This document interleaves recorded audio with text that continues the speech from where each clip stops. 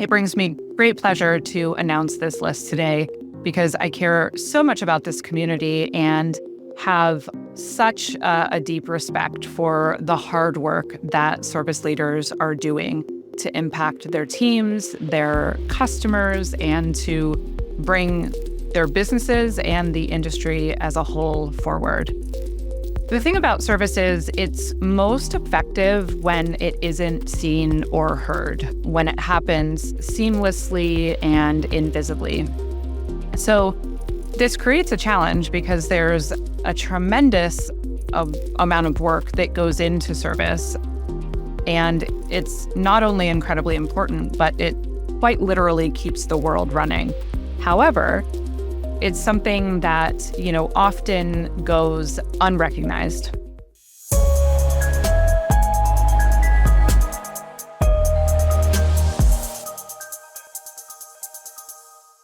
Welcome to the Unscripted podcast. I'm your host, Sarah Nicastro. Today is a very exciting day because we are announcing the first ever Future of Field Service Standout 50 leaders. That was a mouthful. This is an award that we created to be able to recognize and acknowledge some of the hard work that leaders within our community and the broader service community are doing. It brings me great pleasure to announce this list today because I care so much about this community and have such a deep respect for the hard work that service leaders are doing to impact their teams, their customers, and to bring their businesses and the industry as a whole forward. The thing about service is it's most effective when it isn't seen or heard, when it happens seamlessly and invisibly. So this creates a challenge because there's a tremendous amount of work that goes into service. And it's not only incredibly important, but it quite literally keeps the world running. However, it's something that, often goes unrecognized.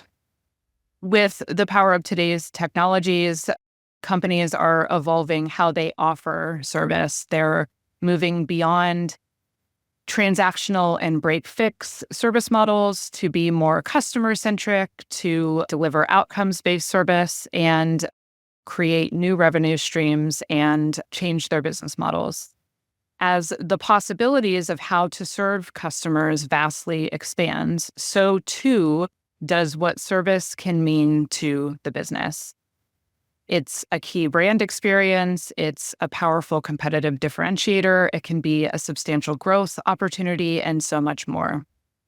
While it is an exciting time for service, it also signifies an immense amount of change. Some companies are enthusiastic about the opportunity this presents, and others are still working to determine exactly what role service plays in their broader business landscape. This means that the role of today's service leader is tremendously complex. It means balancing the need to meet the demands of today's business while working toward creating the business of the future.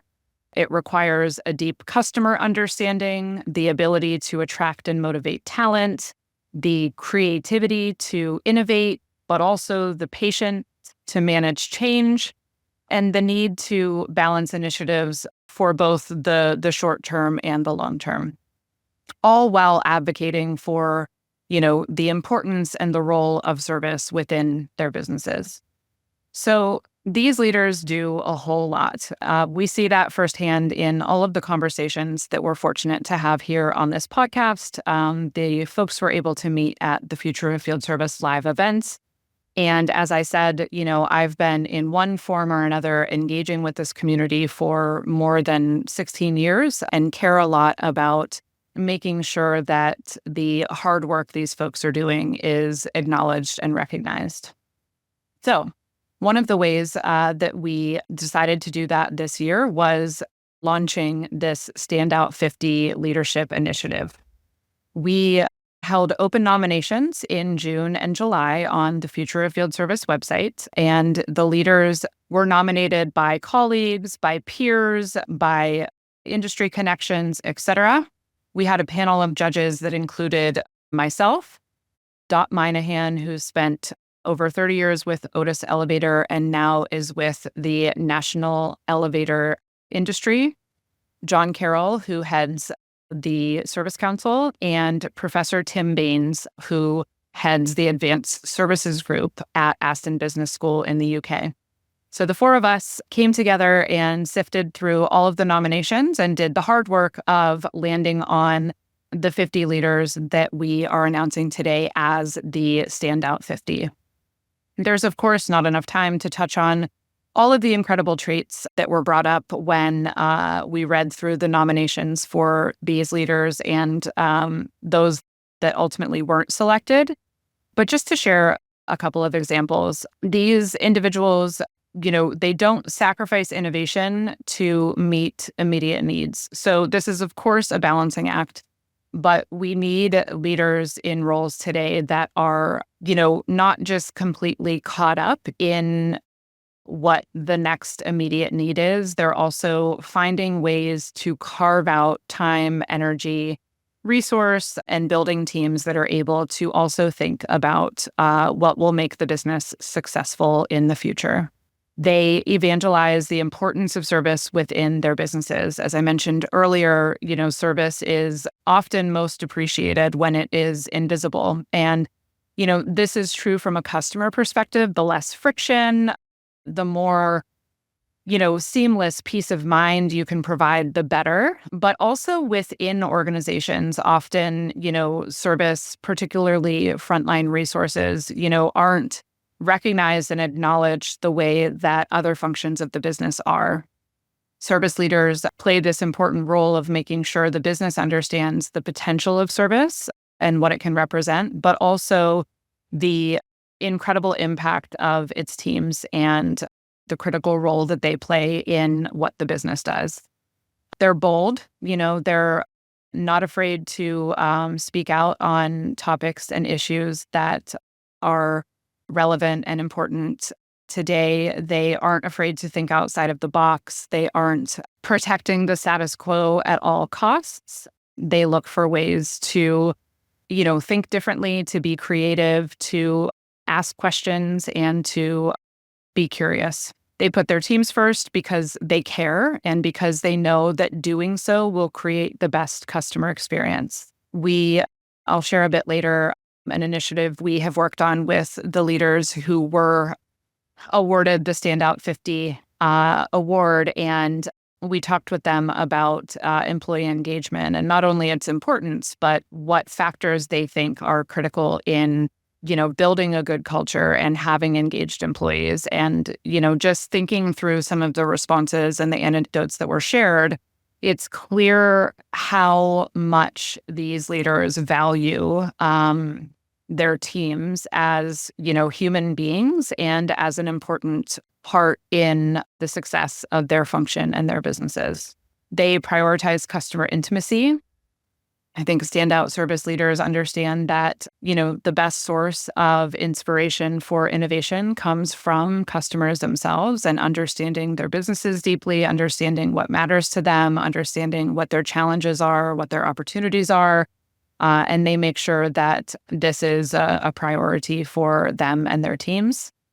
They harness the power of modern technology. They understand that it's critical to work smarter versus harder today. In fact, it's likely impossible to keep pace if you are trying to, just work hard enough to evolve without, really creating a solid strategy around leveraging things like AI and automation to streamline operations and to look for ways to change service delivery and evolve the customer value proposition. They focus on creating inclusive environments.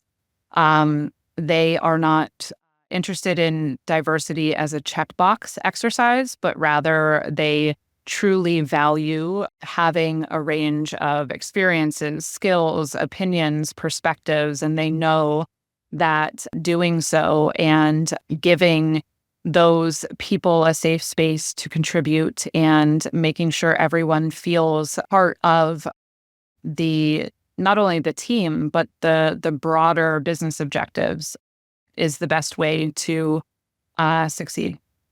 They're authentic, they're humble, and they are continually learning and growing. These are folks that are willing to reflect on what's working and what isn't, even within their own leadership styles. They are engaging with peers and with the broader service community to understand best practices and trends.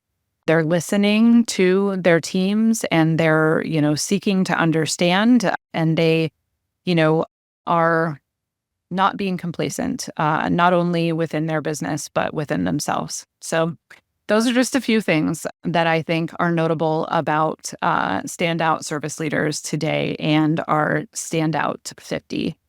So I'm not going to take the time here to read all 50 names aloud because I think that would probably be the point in this podcast where people, log off. But we will make sure that we insert the graphic with all 50 leaders on the page for this podcast on our website. If you're listening to this on a podcast platform, you can simply visit futureoffieldservice.com and take a look at the Standout 50 leaders. As we make the official announcement today, I just wanted to take this time here on the podcast to, reflect on why we created this initiative. Also to thank the Future of Field Service team. This initiative created a lot of extra work on top of, our regular content to fit in. And, we took that on gladly because we are honored to be able to have a way to recognize these folks. But, the team does deserve a huge thank you. And most importantly, to congratulate the leaders who were recognized, as well as all who were nominated for their amazing impact. So please join me in congratulating the first ever Future of Field Service Standout 50 for work well done. I also wanted to share, as I alluded to earlier, that we have taken the opportunity to work with the Standout 50 on a report where we are compiling some of their insights. So I wanted to sort of take this moment in time to not only acknowledge and recognize these leaders, but also to share some of their perspectives with our audience. I think it's really interesting to sort of try and peek inside of the minds of leaders who were nominated as standout, as special by their peers and by their colleagues to see, what their thoughts are on some of the biggest trends and themes and challenges today. So we created this report in 3 parts: people, process, and technology, because over the years, as I've interviewed leaders on service transformation, those are sort of the 3 pillars that people commonly refer to as, critical in that journey. So we took the opportunity to put together a survey in each of those categories. So with some questions around themes related to people, to process, to technology. Participation in the survey was optional, so leaders aren't being named in terms of who contributed or what quotes came from which individual. It was optional and anonymous so that they felt they could share honestly.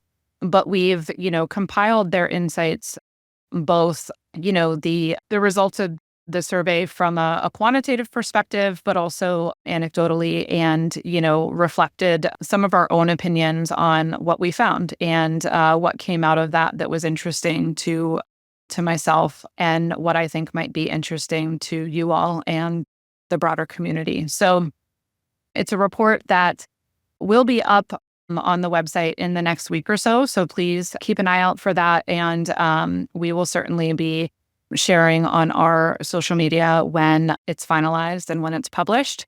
There was so much great content that it was impossible to fit it all into that report. So I will also be doing a series of articles for Future of Field Service with some of the anecdotes and insights that didn't fit into the full-length report.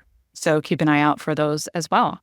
Once again, huge congratulations to the Standout 50. I am honored to be able to recognize each of you and, the effort that you put in, but also the people you are. So congratulations. And please visit futureoffieldservice.com to see the full list of the Standout 50 and also to keep an eye out for the research piece that will be coming out in the next week or so.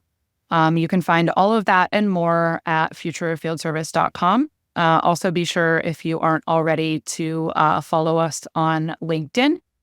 The podcast is published in partnership with IFS. You can learn more at ifs.com. As always, thank you for listening.